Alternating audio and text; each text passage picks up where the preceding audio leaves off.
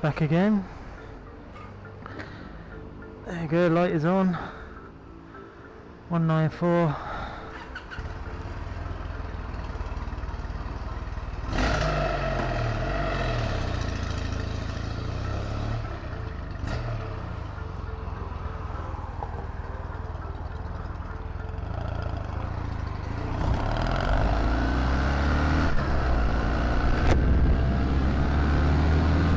I'm off.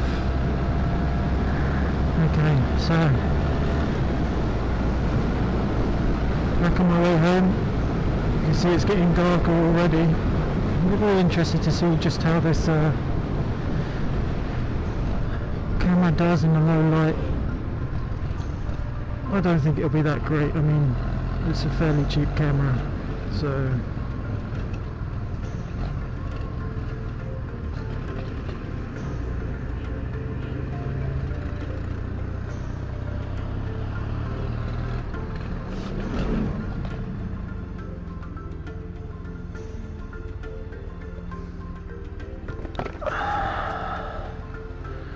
yeah, it's a fairly cheap camera, so I don't think it'll be too great, but it's worth trying anyway. And also, just in case this video is pants in terms of quality, I'm still going to want to test the new position of the camera and the audio. So, I hope everybody had a good day. I'm going to chop this video up a bit, I think. My first camera test was 1080p, 30 frames per second, and that ended up being 6 gigabytes, which here in Turkey takes like forever to upload. It's still going now. I left it. It's been going for a considerable time. So I won't be doing that again. But it's good to see anyway, to show people as well just what the quality is like. I'll try next 720 again at 30 frames because that's all it can do.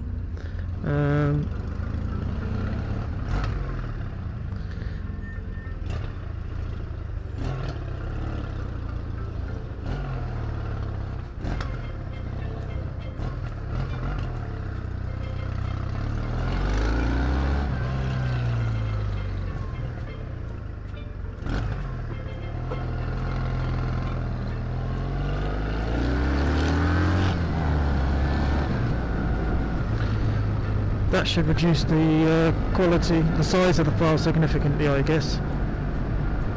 It's weird actually, when I looked at the file on the micro SD card, it said it's 3.2 gigabytes, and then after importing it to iMovie, it's now all of a sudden bloody 6 gigabytes or something. I don't quite understand it. All I did was add some sodding text and very basic small piece of audio. Anyway, some experimentation to be done there, I guess.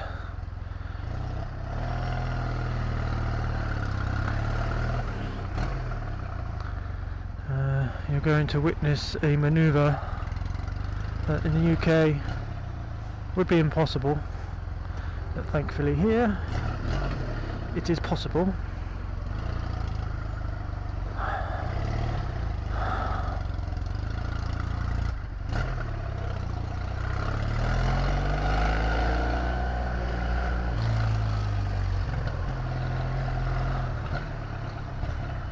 Why would it be impossible? Because you're not allowed up on the sidewalks in England. You're not really allowed up on the sidewalks here either, but it's a little bit more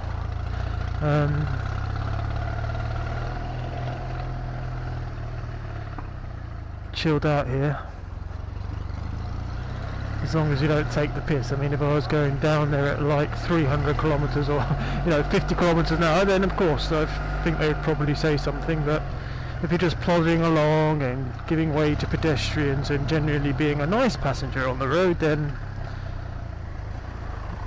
all I can say is I haven't had any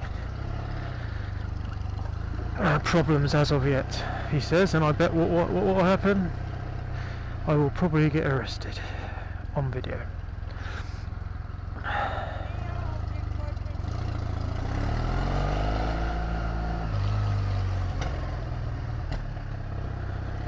It's actually quite nice having a louder bike coming down here because people tend to hear you coming. I mean, people in Turkey tend to ignore all traffic. They just walk out, they don't look, they don't care. So having a louder engine, people are more aware. I'm pretty happy about that.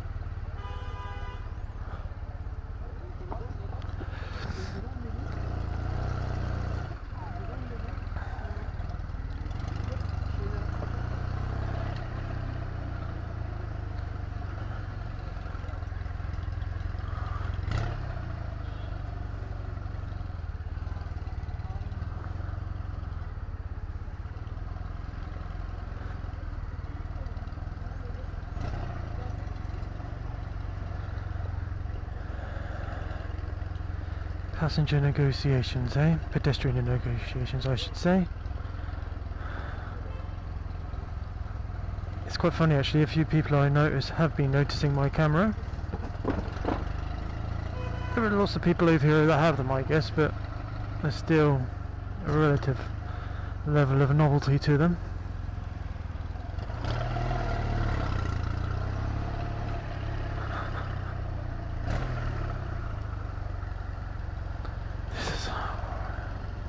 This is one of the problems when you have flexible interpretations of the law. It means everybody takes the piss. They double park, they stop without indicating, they decide they want to have a dance in the middle of the road, they just go ahead and do it. That's a bit more of a chilled out life, I guess, but it's bloody irritating if you're actually trying to get anywhere in a hurry.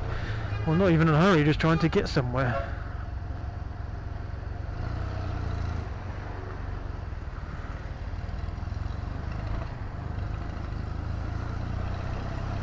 So I'm really hoping the quality is a little bit good actually. As the year goes on, it won't matter so much because the light will allow you to see this fine piece of road that I'm about to go up. But it's my weekly hill climb.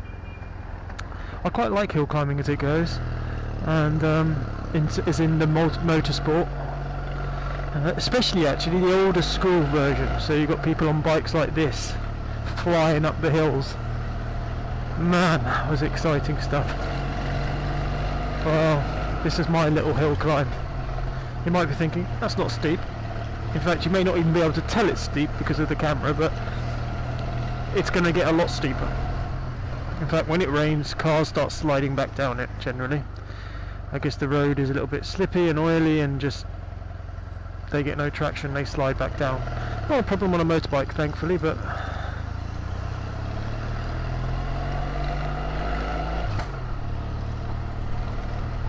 on a bicycle this would be a killer hill.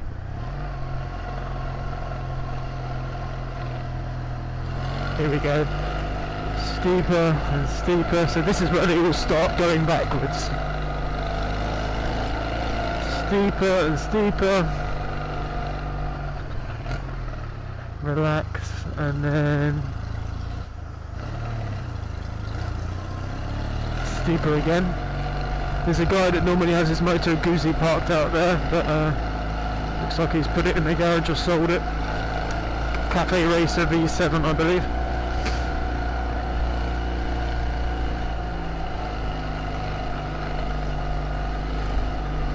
Oh man, when it was snowing I came up here on my 250 Wolf. Bloody hell, that was funny. I actually managed to get up the thing. It was a bit of a miracle really. I came up here just to have a look actually and see what it was like, and the fact that I got up was fantastic. I wasn't expecting that, but all the cars, you should have seen them. It was hilarious. I had no chance.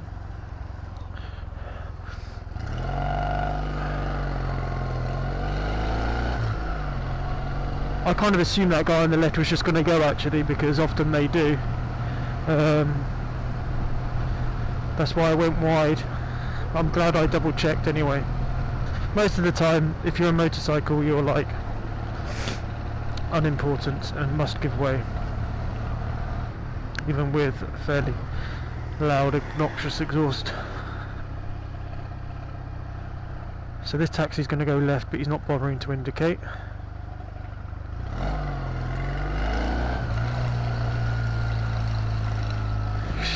Fucking irritating.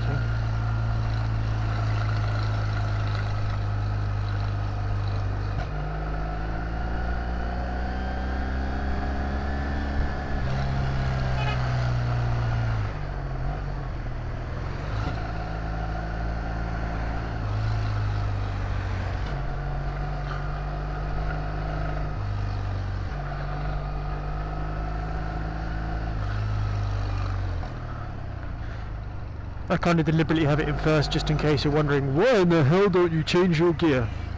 Well, because of that. Because of the cars in front of me and the cars behind me. I want them to hear me and know that I am here and act accordingly. Nice job.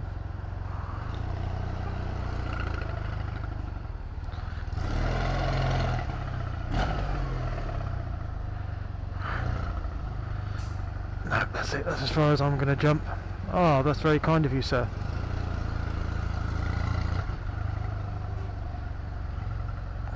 Very kind indeed. Normally they just like try and force me into the side railings. They're not interested in letting me past. And to be fair, I can kind of understand it on this road. Oh, another nice person. Thank you. How nice is that? This is like the nicest journey I've ever had up this hill. Because the two lanes squash here, people are trying to cut past, and again.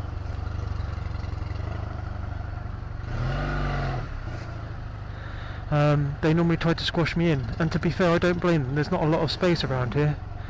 And as I said before, they try to cut across each other. There's a lane on the left trying to cut into the right, and the guys all the way over on the right try and cut all the way over to the left. It's a bit of a nightmare. So I'm normally, in this part of my journey at least, stuck in the queue. But to have three cars, one after the other, allow me to sneak up their insides. Well, I think it's very kind of them. Just in case you're wondering, the guy's selling bags of hazelnuts for 1 lira. Divide by 3 to get to pound. Divide by 3 to get to euros. There's lots of guys like that around Turkey. Comes from their religion mostly, actually. Even though they may not be religious, cultural, the religion's fused. And as part of their religion, begging is considered to be a bad thing. One should always try their best not to beg, and instead, number one, those who have money in society should be giving voluntarily to help them. Not necessarily cash, you know, but trying to help out. Giving charity and stuff like this in many forms, but also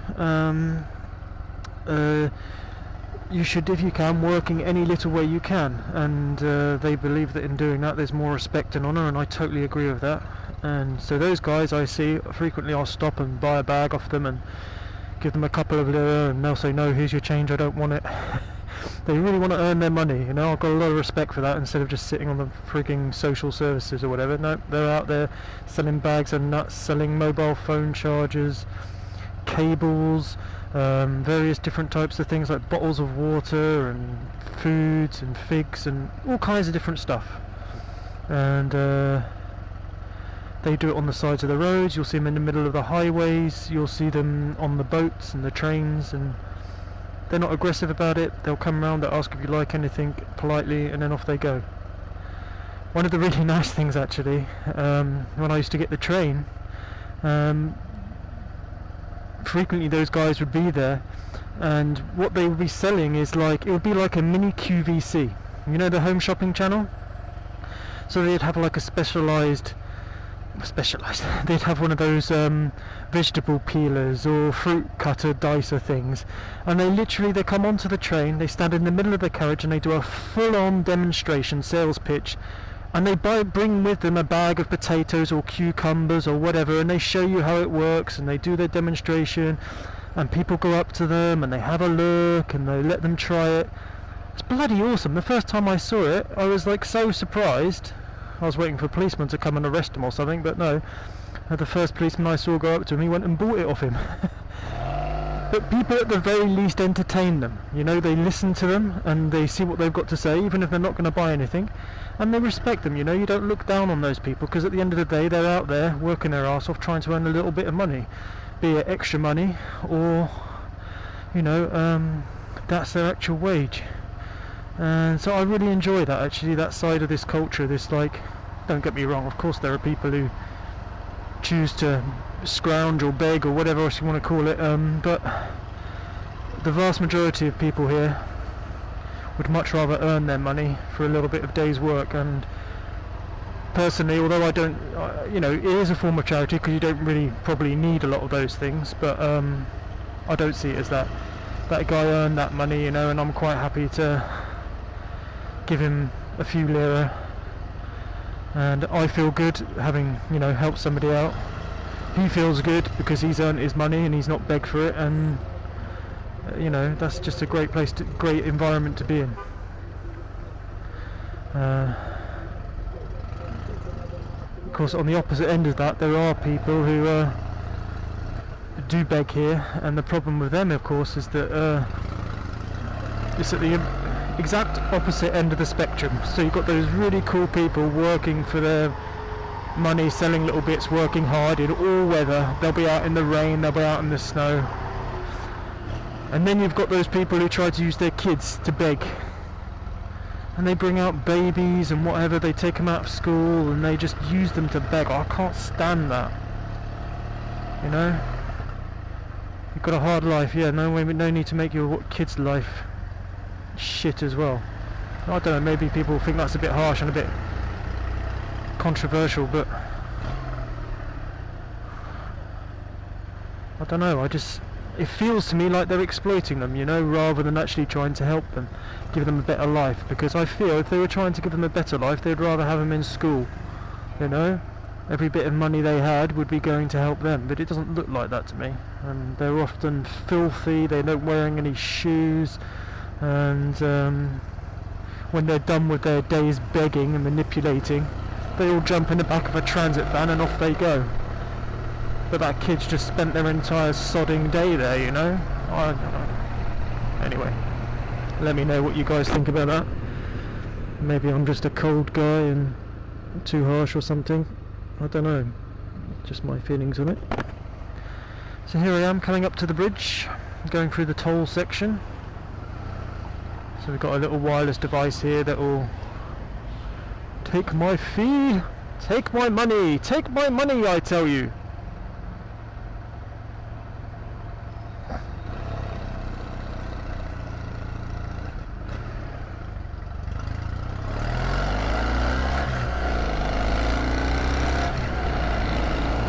Obviously I don't know what the quality of this is like, but I'm really hoping it's good enough for you guys to see how lovely the bridge looks at night time. She's got her lights on.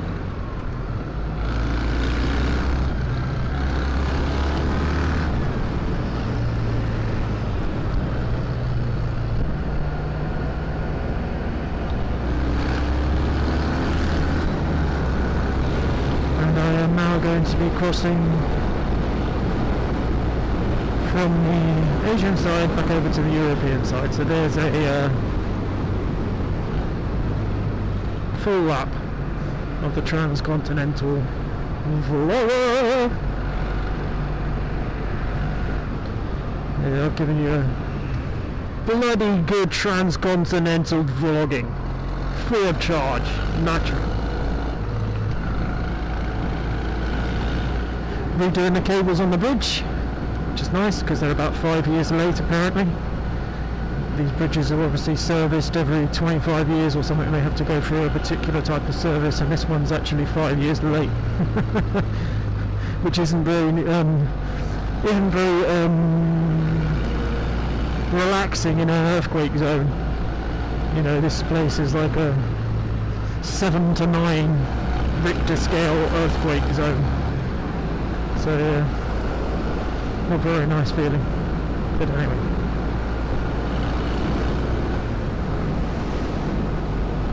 Asia, here we come.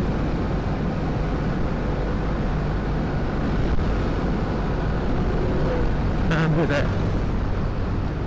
Well, that was quick, wasn't it? And unexciting.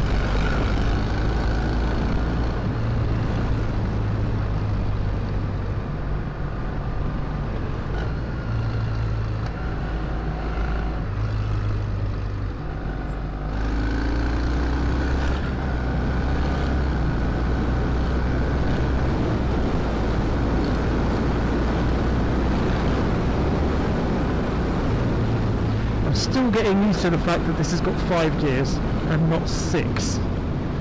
So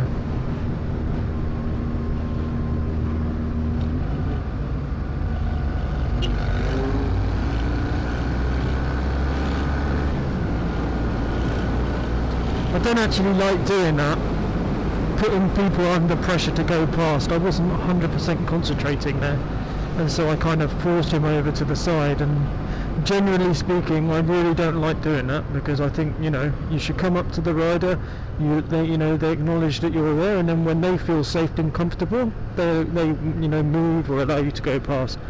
If they don't feel safe and comfortable, or they don't notice you, then they don't do so, and then it's up to you to do what you're going to do. But whatever you're going to do, I don't think you should, just go right up their arse and pressure them.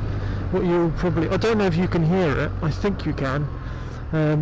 You'll probably hear me going bip bip.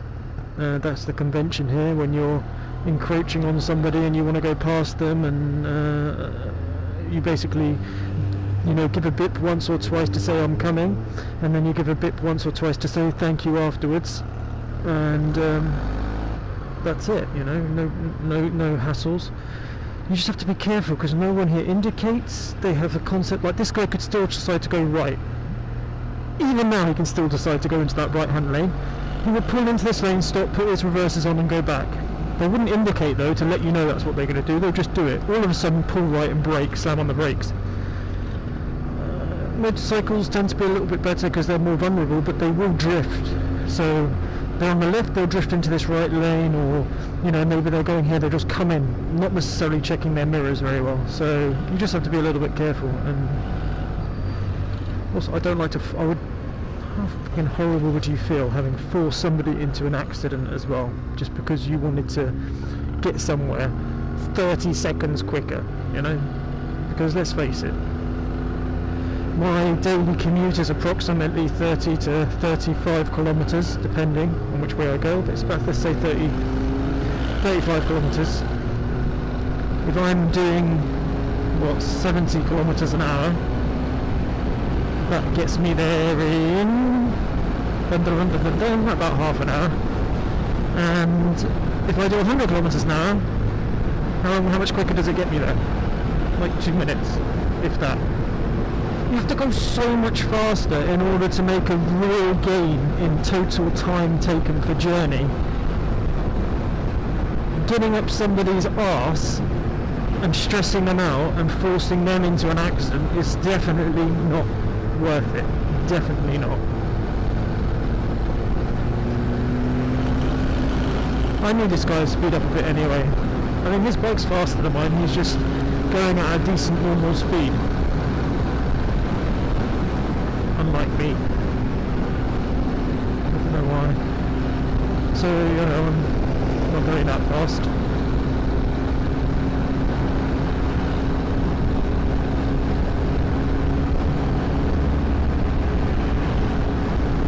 I'm kind of lagging away. He's slowing me down. I mean, if he was doing 70, then of course I'd blast past him, but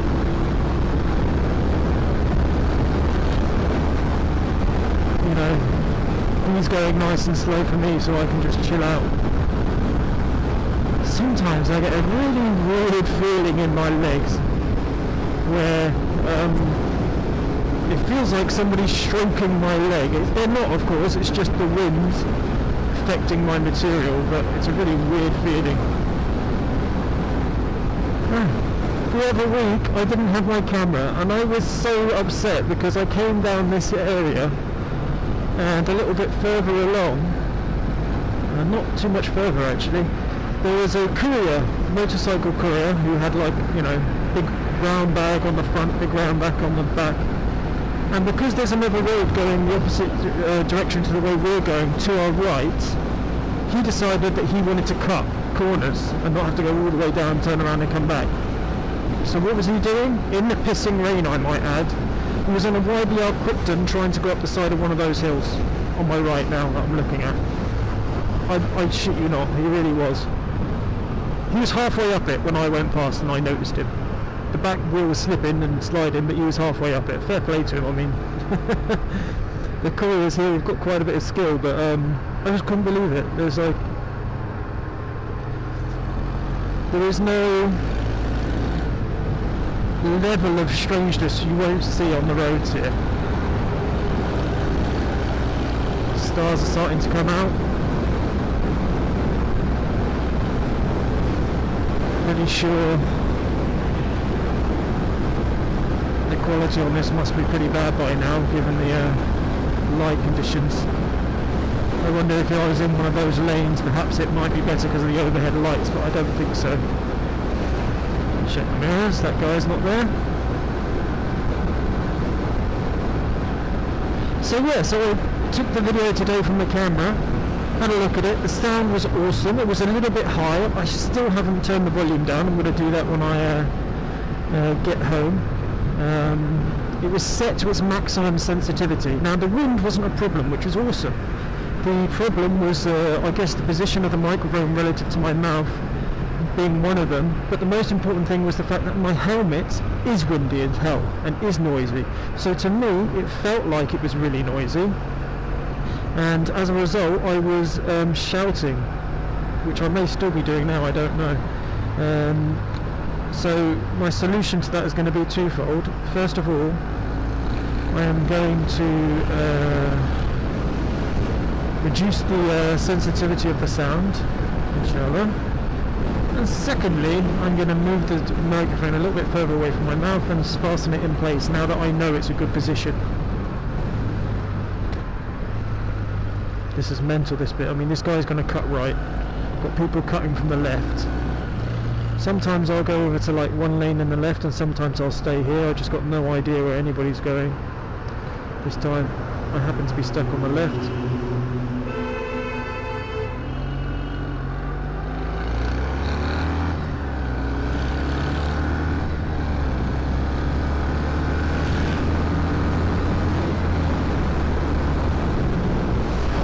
Cars merging from the right. I'm going to go all the way over to the right.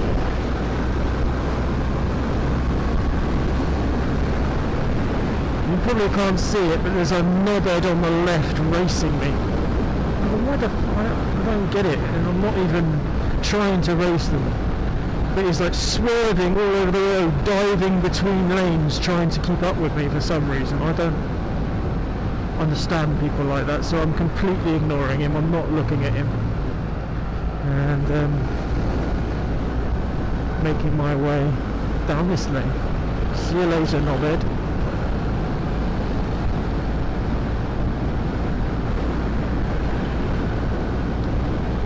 I completely jumped conversation there. Jumped ship. Ahoy, previous conversation. Permission to come aboard. Oh yes, rather. Come aboard, Captain. I'm rooting for you. Okay, thank you very much. So the conversation was about the quality of the camera, the sound. So that's resolved, I believe. Will be tomorrow. The second was the position, so I've moved it further back on the helmet, allowing it to point up a bit higher. Hopefully the position of the helmet on my head is the same, otherwise the test is irrelevant, because the position of the helmet might have changed that on its own. So this is going to be interesting to see. And then what else? Yes, when I upload the video for this, I will decrease the quality. It's still shooting at 1080p 30 frames a second, but what I'm going to do is when I import it into iMovie or whatever, I'm going to do my stuff and then share it and convert it to 720 streamable. see what that does to the size of it, and the makes the upload a little bit more bearable, because I'm sorry, 6 gigabytes is a joke. There's no way I can do that. Of course, that is because I was uploading, what, 30 minutes of audio, video and audio. Once I have the system set up a little bit better at home, I'll be able to edit the videos down quite a bit more.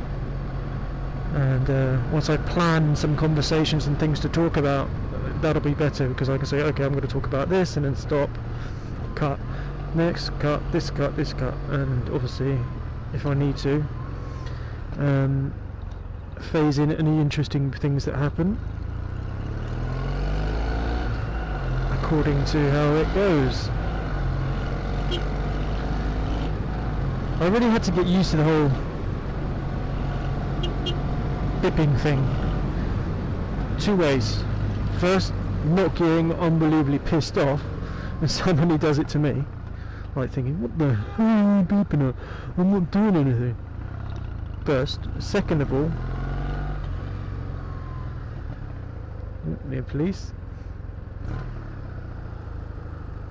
Second of all, using it myself in order to protect myself, and for other road users to know I'm there. Because I was thinking about flashing lights and things like this, but actually people expect a beep.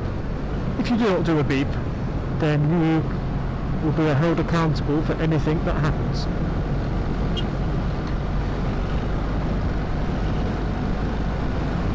So I'm constantly riding with like one finger over the horn, and it's a bit of a strange thing to get used to.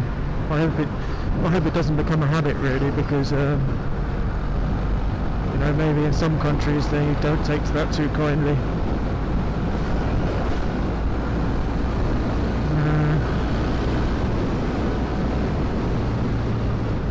So yeah, we'll see. Tomorrow that'll be the change in the video. Because today I'll do an iMovie conversion. Tomorrow what I'll do is I'll try actually using the lower setting on the camera itself.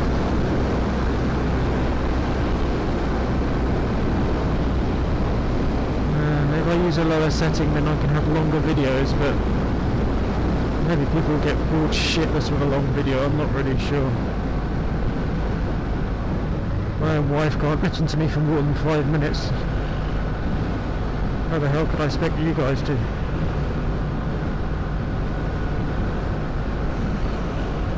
Okay.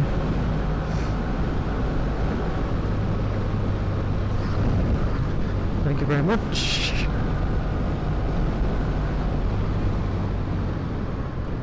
So this is me back onto the main highway again, the A-Besh. There's Mr. Policeman on his telephone, waiting for his radio to go.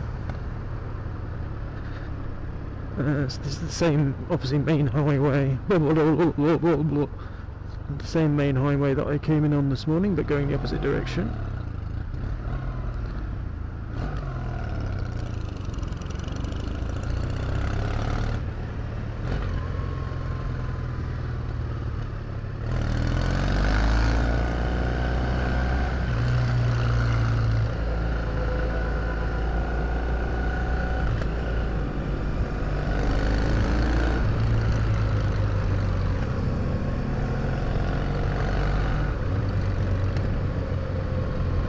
It's very strange, actually, the way people ride generally in Turkey. You've got people who blast it, and then you've got people who drive really slowly, and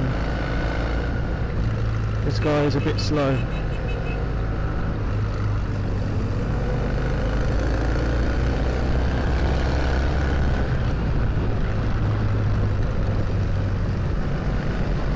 There's a scooter or something tooting behind me.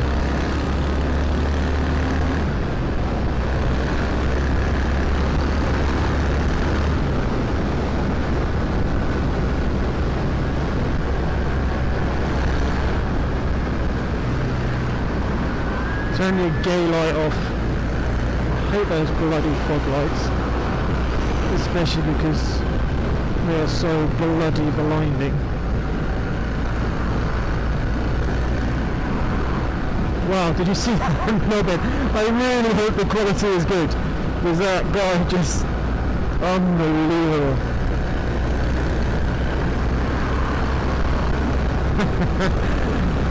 Oh, it's going to be too dark. I know it. It's so annoying.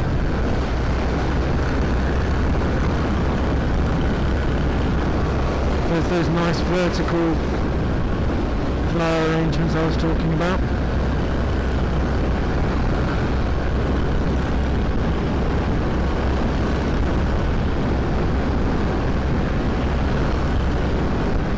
The only thing about riding here is you just have to be a little bit careful in terms of debris.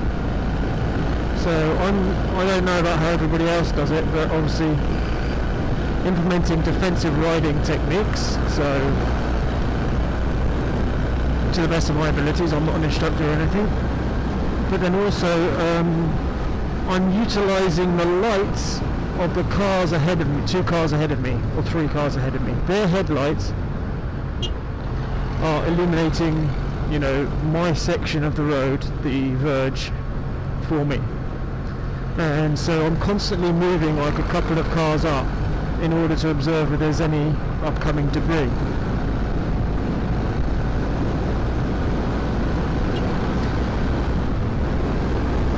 But at the same time, you still have to be able to observe those cars that are close to you, because maybe he's suddenly going to turn left, or he's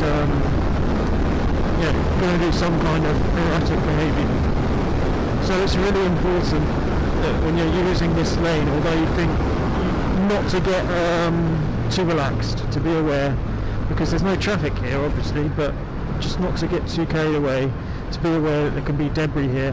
And actually the debris that tends to be here is very significant. It's the kind of debris that even if you're on like a 1200 BMW GS or a KTM Adventure, you know, proper off-road bike with, you know, miles of travel in the suspension, so you can deal with some pretty hefty stuff. Even those you're going to have problems, because it tends to be like stuff that can really mess up your grip and just cause the bike to go down. If you go down here, you are looking at a very serious problem, because on the left those are solid steel metal poles. If you go into those, well, in Turkey, let's put it this way, a lot of the motorcycle fatalities are decapitations, because they end up going into the barriers there and losing their heads and their arms and everything else. So you don't want to crash here. The other alternative is the bike will go that way and you'll go right straight into the traffic and get run over, and then you're fucked.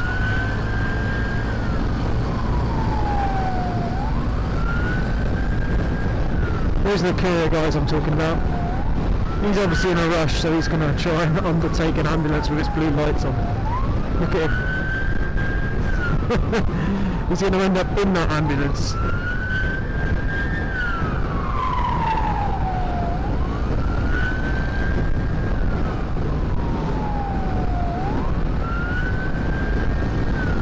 He couldn't understand why I was going slower than him, I think, and then he suddenly realised, oh, there's an ambulance there. And I thought, so what?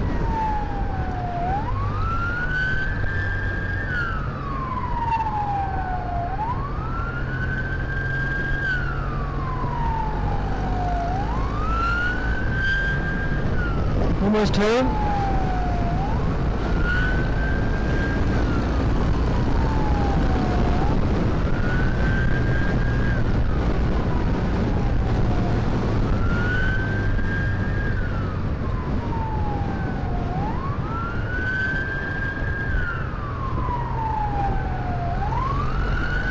I couldn't get past him, but I just don't want to take the risk, to be honest.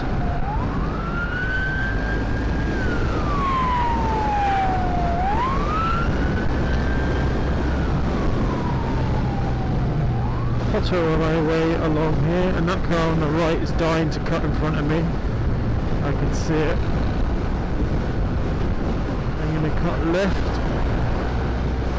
and again we're all safe. Watch out, Mr. Transit Van.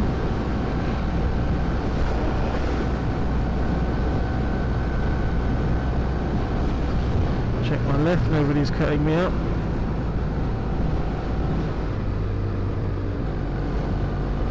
Bus turning right, but not for miles. Turn your bloody indicator off. There you go. Apparently this is the largest court in Europe.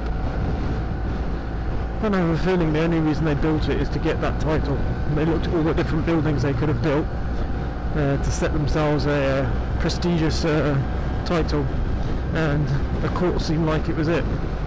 So they built this gigantic court, and I think it was about a month after it opened, a big part of it caught fire.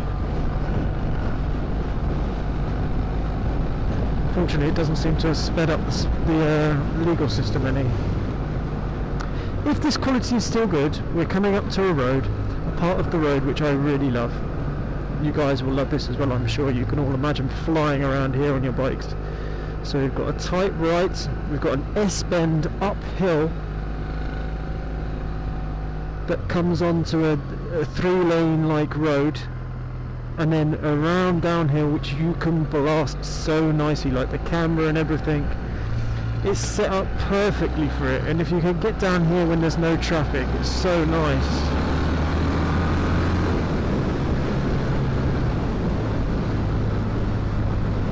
There you go, one of my favourite bits of road.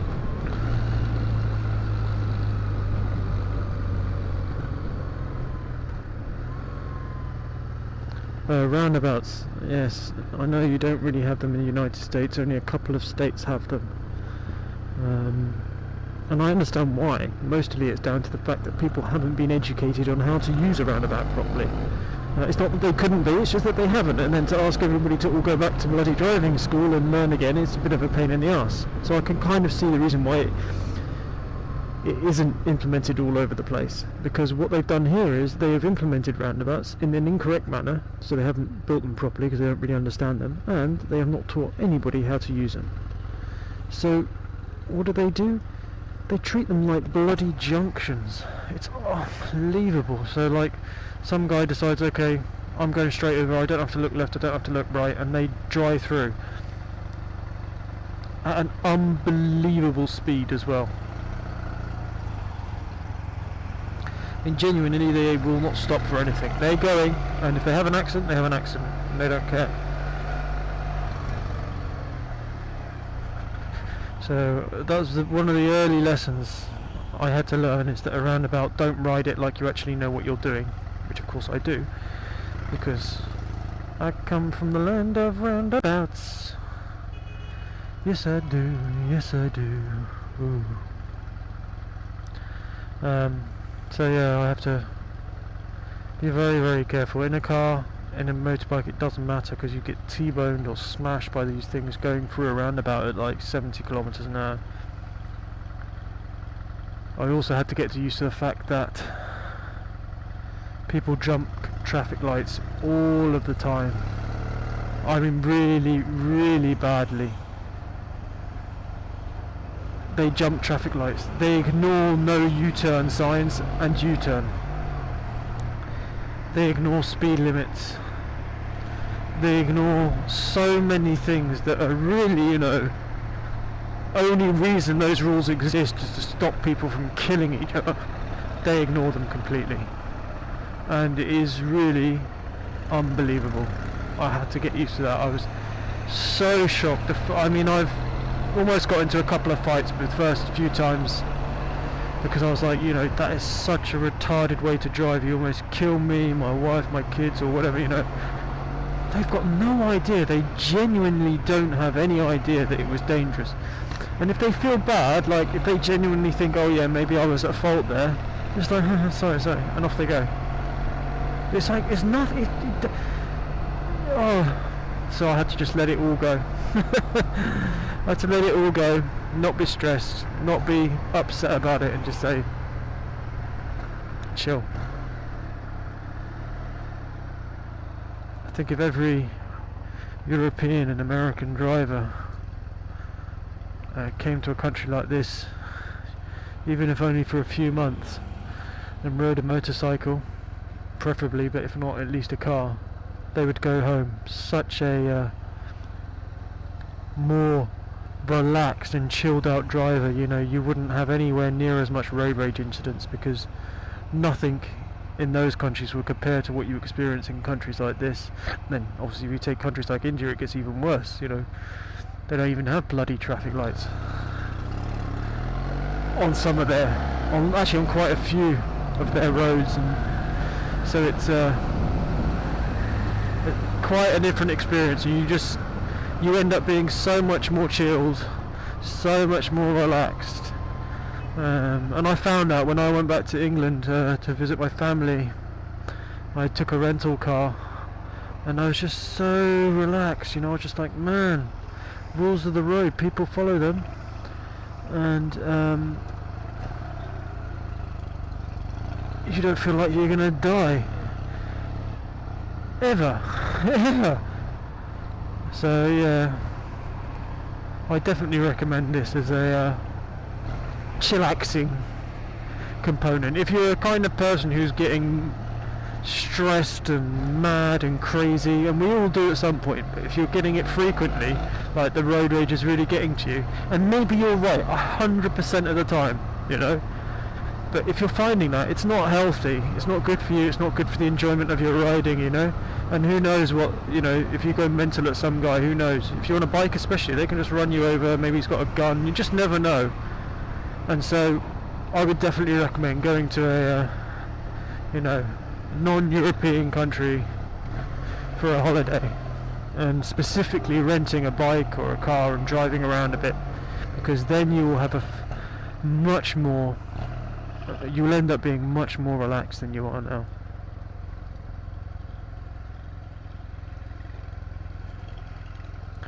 Anyway, that's me home, so catch you later guys, thanks for watching, bye bye.